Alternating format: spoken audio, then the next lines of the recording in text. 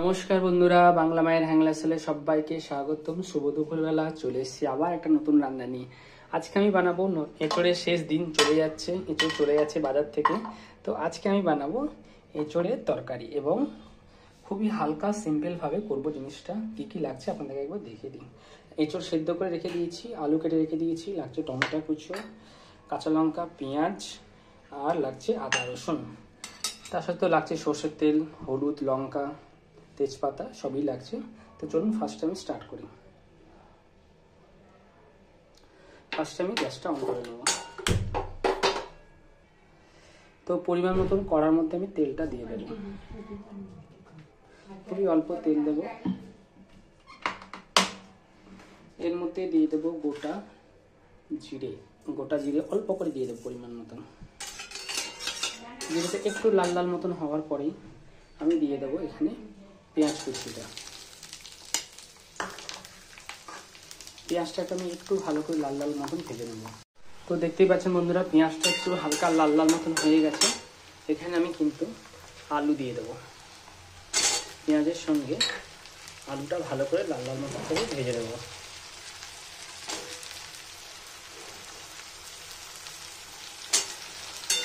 আলুটা আমি একটু ঢেকে ভাজবো, তাহলে নরম হয়ে যাবে। এবং এখানে আমি দিয়ে দেবো কাঁচা লঙ্কা, দিয়ে দেবো টমেটো কুচি,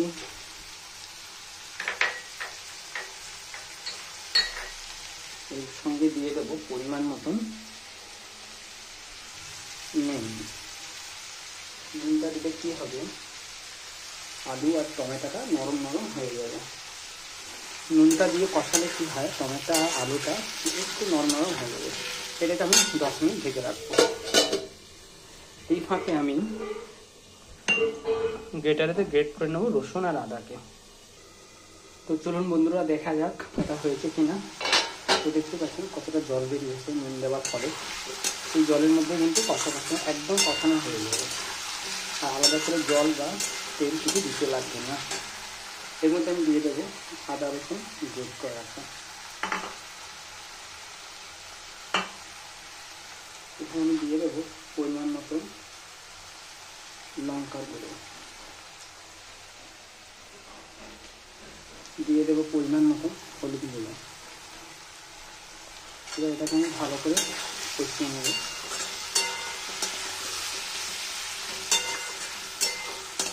এবং ঢাকা দিয়ে কষাবো, যাতে এই জিনিসটা আরও মজে যাবে।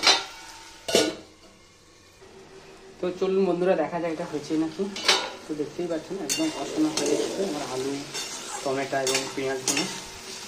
তো আমি এখানে দিয়ে দেবো ভাপিয়ে রাখা এঁচড়টা। এটাকে দিয়ে ভালো করে 10 থেকে 15 মিনিট ভালো করে কষিয়ে নেব।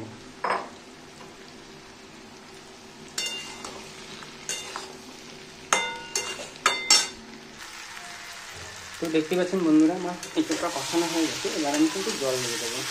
একটা কথা মনে রাখবেন, প্রত্যেক দিন কিন্তু রিচ খাওয়া কিন্তু খেতে ভালো লাগে না। 2-1 দিন মুখে রুচি চালানোর জন্য কিন্তু রিচ খাওয়া ভালো লাগে, কিন্তু নিয়মিত রেগুলার যদি খাবার আমরা খাই, সেটা কিন্তু হালকা বা লাইট খাবারই কিন্তু আমরা পছন্দ করি। তো আমি যে রিচ রান্নাগুলোকে একটু হালকা বা লাইট করে যদি রান্না করে দেখবেন, আশা করছি আপনাদের ভালো লাগবে, কারণ সেটা শরীরের পক্ষে খুবই ভালো। তো আমি এখানে এবার জল দিয়ে দেবো। আলুটা আমার সেদ্ধই আছে, 90% সেদ্ধ হয়ে গেছে। তো অল্প জল দেবো, একটু নাড়াচাড়া করে ঢাকা দিয়ে দেবো। তো দেখতেই পাচ্ছেন আমি জলটা দিয়ে দিয়েছি। এবার আমি এটাকে ঢেকে রাখবো।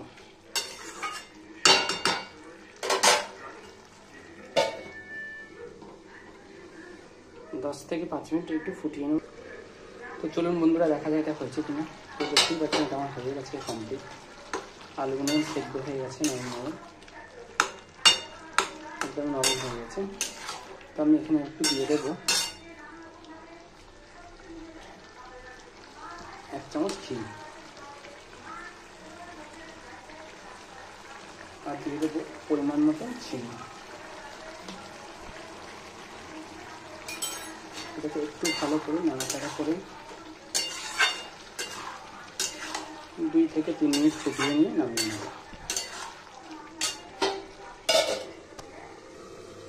চলুন এবার আমি এটাকে নামিয়ে নেবো।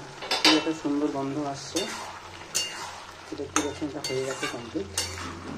তো এটাকে আমি এবারে গ্যাসটা অফ করে দেবো। তো দেখতেই পাচ্ছেন বন্ধুরা, আমার এঁচোড়ের তরকারি হয়ে গেছে, এঁচোড়ের ডালনা।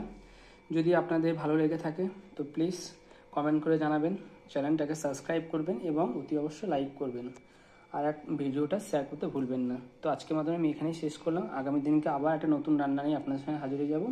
সবাই ভালো থাকবেন। আজকের মতন টাটা, বাই বাই।